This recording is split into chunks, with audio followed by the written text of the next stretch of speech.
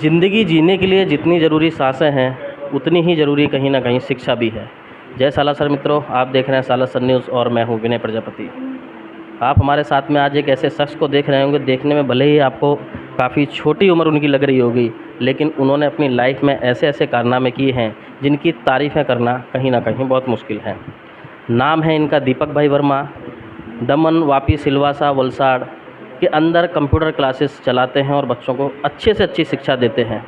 Example के तौर पे अगर बताने जाऊँ तो जैसे कि खान सर के बारे में कहीं ना कहीं पूरा भारतवर्ष जानता है।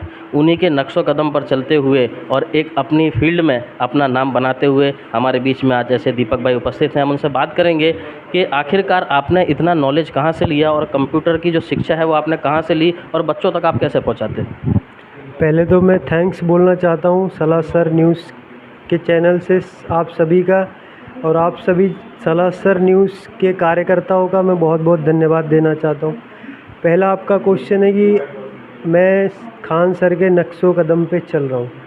जी बिल्कुल, मैं चलना चाहता हूँ क्योंकि आज के टाइम में जो आईटी सेक्टर है वो काफ़ी पॉर्स एरियाज़ में चलता है और काफ़ी महंगे हो चुके हैं। शिक्षा का स्तर जो है वो खासकर आईटी सेक्टर में, अदर्स की तो बात मैं नहीं करूँगा क्योंकि मैं काफ़ी सालों से आईटी सेक्टर में हूँ और इस चीज़ को आगे बढ़ा रहा हूँ।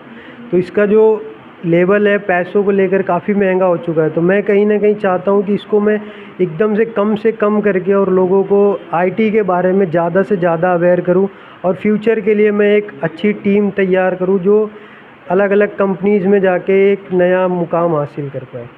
क्या उम्र है आपकी? मेरी उम्र 26 है और इस फील्ड में मैं 2022 मतलब 2010 से हूँ, 2010 से हूँ। मैं काफ़ी छोटा था, मैं पढ़ता भी था इसी इंस्टीट्यूट में जो अभी मैं ऑन कर रहा हूँ खुद ही। क्या नाम है इंस्टीट्यूट का? हमारे इंस्टीट्यूट का नाम है यूनिक्स टेक्निकल इंस्टीट्यूट और ये नाइलिट अप्रूव्ड हो चुका है अभी, जो गवर्नमेंट की एकमात्र संस्था है जो सारे आईटी सेक्टर को अप्रूवल देती है। तो ये गवर्नमेंट के द्वारा आप पढ़ाई करा रहे हैं बच्चों को? गवर्नमेंट के द्वारा भी करवाया जाता है। जैसे गवर्नमेंट की स्कीम आती है ST SC वालों के लिए और बहुत सारी स्कीमें चलती रहती है, जैसे स्किल इंडिया हो गया, NSDC हो गया। तो हम लोग पहले तो उसका अप्रूवल लेना पड़ता है और वो सब अप्रूवल होने के बाद गवर्नमेंट हमें प्रोजेक्ट देती है। तो वो अभी ST SC वालों के लिए ही है। बाकी लोगों के लिए हम कम से कम अमाउंट में अच्छी से अच्छी शिक्षा देते हैं जो प्राइवेट है। जैसे शिक्षा की अगर बात है और फिर गवर्नमेंट के द्वारा जैसे आपने बताया कि ये प्रोवाइड की जा रही है, तो उसमें ST SC को ही लेके चलना, इस बारे में थोड़ा ज़रा समझाएंगे। अब इसके ऊपर देखो, मैं इसमें कुछ नहीं बोल सकता क्योंकि ये पूरा गवर्नमेंट, सेंट्रल गवर्नमेंट इसको ऑन करती है।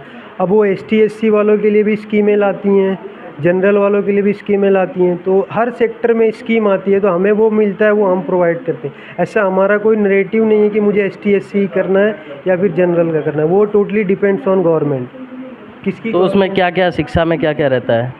शिक्षा ये उच्च स्तर का जो कंप्यूटर का कोर्स होता है, जैसे आईटी सेक्टर से हो गए, सॉफ्टवेयर डेवलपमेंट, वेबसाइट डेवलपमेंट, वो सारी चीज़ें इसमें जो कि बाहर आप करोगे तो आपको 1,00,000-1,50,000 का पैकेज देना पड़ेगा। यहाँ पे ST SC वालों के लिए फ्री है, अदर्स के लिए 3-4 हज़ार 5,000 रुपये में हम बेस्ट शिक्षा देते हैं कंप्यूटर आईटी से रिलेटेड। कितने सालों से, महीनों से चल रहा है यहाँ? चीरी में अभी ये 2 साल होने को आया है। दमन में हम 2009 से स्टार्ट किए, 10-12 साल का हो गया। चनौद में भी हमारा है, सिलवास में भी है और अहमदाबाद, सूरत में हमने सेंटर डेवलप किया हुआ है, वो कोई और हैंडओवर करता है सर। जैसा इन्होंने बताया कि ST SC वालों के लिए है, तो अधिकतर कैसा रहता है ये देखा गया है, अभी के माहौल में देख लो या कोई भी माहौल हो, समाज तक जो है वो सरकार की जो योजनाएं हैं या सरकार के जो विषय हैं वो बराबर पहुंच नहीं पाते हैं। अभी जैसे इन्होंने बताया तो जाके पता चला कि ST SC वालों के लिए फ्री ऑफ कॉस्ट है, लेकिन जब कहीं पे आप बैनर लगा हुआ देखते हैं, एक बोर्ड मारा हुआ देखते हैं, तो जब ऐड किसी चीज़ का होता है तो हमको देखने में लगता है कि बहुत हाई फाई जगह होगी, बहुत ज़्यादा कॉस्टली होगी, वहाँ पर पैसा शायद ज़्यादा लगता होगा। तो अधिकतर बच्चों को वो चीज़ें नहीं पता होती हैं और उनके माता पिता इतना फ़ंड प्रोवाइड नहीं करवाते होंगे, इसलिए वो बच्चे कहीं ना कहीं कोई लोकल इंस्टीट्यूट भी आजकल चलते हैं, बेसिक टैली सिखा रहे हैं नॉर्मली, जिनके सर्टिफिकेट भी शायद नहीं मिलते हैं, खाली सीखे हुए हैं और निकल जाते हैं। अच्छा, दूसरा सवाल मेरा ये भी था, जैसे कि आपके यहाँ लोग पढ़ते तो आपने बताया कि रजिस्टर्ड है और गवर्नमेंट है, लेकिन कई ऐसे इंस्टीट्यूट हैं या कई ट्यूशन क्लासेस ऐसे हैं जो शायद सर्टिफिकेट अगर देते भी हैं तो किसी दूसरे नाम से या अपने पर्सनल नाम से देते, तो सर्टिफिकेटों में क्या अंतर रहता है? देखिए, इसके बारे में तो मुझे बहुत ज़्यादा मैं डीप में नहीं जाऊंगा, क्योंकि सब बहुत बड़े बड़े इंस्टीट्यूट हैं जो इस चीज़ को रन करते हैं। अब उसका वैलिडेशन रहता है, जैसे कुछ कोर्सेज होते हैं जो गवर्नमेंट खुद प्रोवाइड नहीं कर पाती है।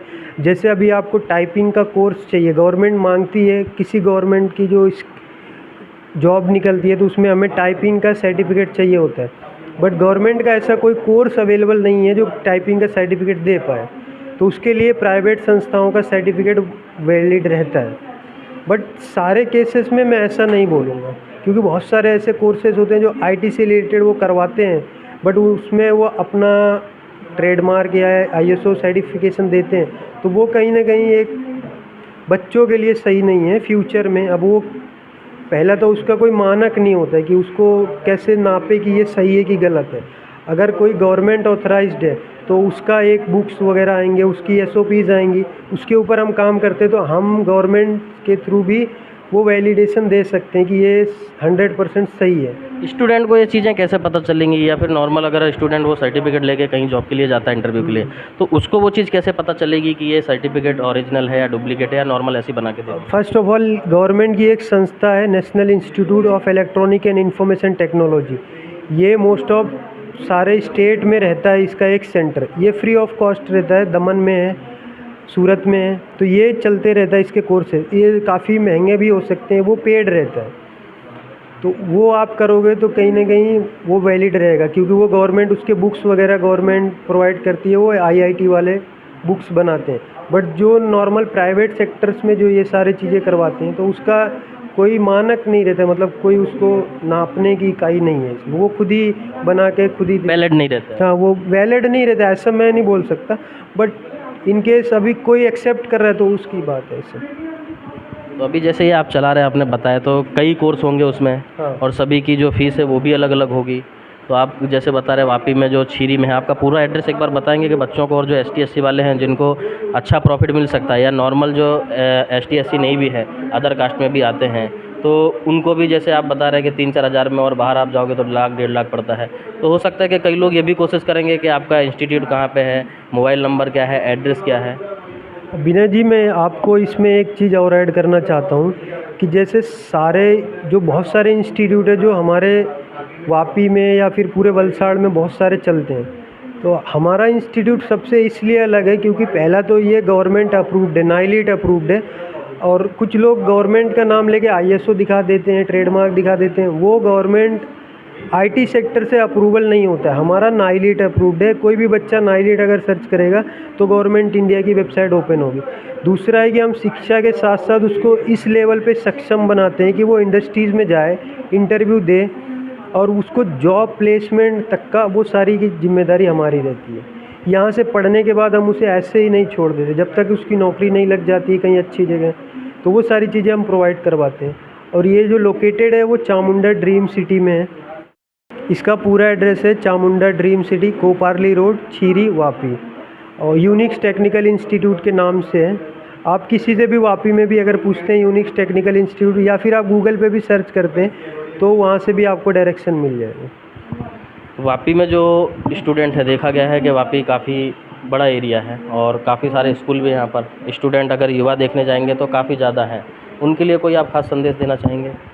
युवाओं से मेरा एक ही संदेश है, पढ़ो, खूब पढ़ो, और हर एक सेक्टर में जो हमारा धर्म है, अभी हम एक विद्यार्थी हैं तो हमारा एक ही धर्म है कि हमें पढ़ाई मन से करना है, तो बस और किसी चीज़ में ना उलझें। बहुत सारी ऐसी चीज़ें जो चल रही हैं मार्केट में, उनसे हट करके आपका, जब तक आप इस में हो, स्टूडेंट के उसमें हो, तब तक आपको बहुत पढ़ाई करनी है।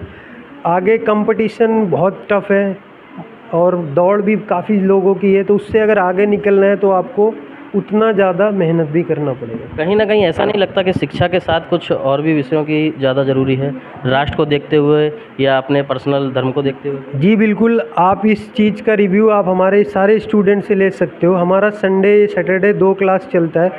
हम पीस के बारे में बताते हैं कि कैसे शांति के साथ हमें सारी चीज़ें करनी होती है। राष्ट्र के बारे में भी बताते हैं, धर्म के बारे में भी बताते हैं, बट किसी को भी ऐसे इम्पोज नहीं किया जाता है, मैनिपुलेट नहीं किया जाता है।